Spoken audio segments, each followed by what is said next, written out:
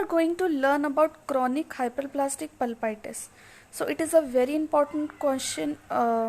According to your exam point of view, it can ask as SAQ, and some MCQs also get it from this topic. So you have to understand this. So let us see what is chronic hyperplastic pulpitis. Let us break this. So if we break it, what does this mean, chronic? Chronic is something which is occurring for a long duration of time, which is occurring from a long duration of time. What is hyperplastic? Hyperplastic is nothing but hyperplasia. So here hyperplasia of pulp will going to seen. And what is pulpitis? Pulpitis is nothing but inflammation of the pulp. So it is nothing but chronic hyperplasia and inflammation of the pulp. So it is also known as pulp polyp. So you have to know both of the terminologies. So examiner can ask you by using any of the terminologies. You don't have to get confused. Now let us see chronic hyperplastic pulpitis in detail.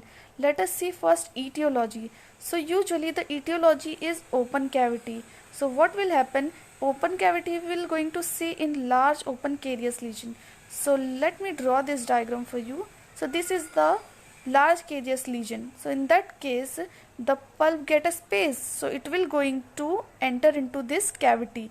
So it will protruding into the cavity. So it will lead to hyperplastic pulpitis. And also in the patient who has wide apical foramen, that is usually seen in children's.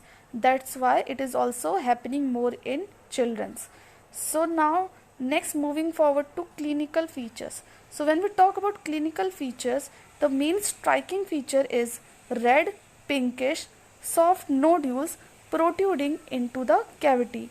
So I have already drawn this diagram. The same things I am drawing again. So you can see this is a carious lesion. So this is the protruding of the pulp into the open cavity. So it is look like red, pinkish, soft nodules. You can see this is a nodule.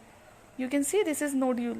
So this is the soft nodule protruding into the cavity, and it is usually red and pinkish in color. It is almost occur in children and young adult, relatively insensitive to manipulation because it is undergone a chronic phase. It is nothing but a chronic pulpitis. It is a type of a chronic pulpitis, and in chronic pulpitis usually there is always low pain and low sensitivity to the external stimulus. So that's why these polyps are relatively insensitive to manipulation. And it is usually occur in deciduous molar because it is usually seen in children. But when we talk about permanent dentition, it will going to affect first permanent molar. So it will going to affect first permanent molar. So you have to remember that. Next, moving forward to this important point of distinguishing of gingival polyp and the pulp polyp. So sometimes this gingival polyp get confused for this pulp polyp sometimes. So what happens when there is a large carious lesion present on the teeth, this gingival polyp enter into this carious lesion and appear as a pulp polyp. But it is not a pulp polyp, it is a gingival polyp. So whenever we are examining this pulp polyp, we have to do a careful examination that where it is originating from. This pulp polyp is originating from where? It is originating from pulp itself, or it is originating from gingiva. So that's how we distinguish between gingival polyp and the pulp polyp. So next moving forward to histopathology. So when we talk about histopathological features, what will we see? This is the outermost epithelium, which is usually stratified squamous epithelium type, and it is covering the pulp polyp. And whatever we are seeing inside of it, this whole structures is nothing but granulation tissue which has formed within the pulp tissue. So these granulation tissue usually contain blood vessel, collagen fibers, and fibroblasts and all these things. And there will be inflammatory infiltrates is also seen.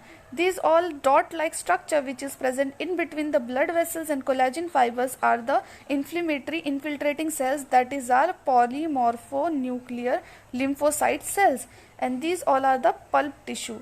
And these which you are seeing at a side, these are the carious lesion. So this carious lesion is surrounding this pulp polyps. So now next, moving forward to treatment. So when we talk about treatment, we have two solutions. That is, first is root canal treatment. So what will we do? This is our pulp polyp. So we will going to remove this, we will going to remove this pulp polyp, we will going to remove this pulp polyp and we will fill it with suitable restorative material. So this is the root canal treatment plus restoration.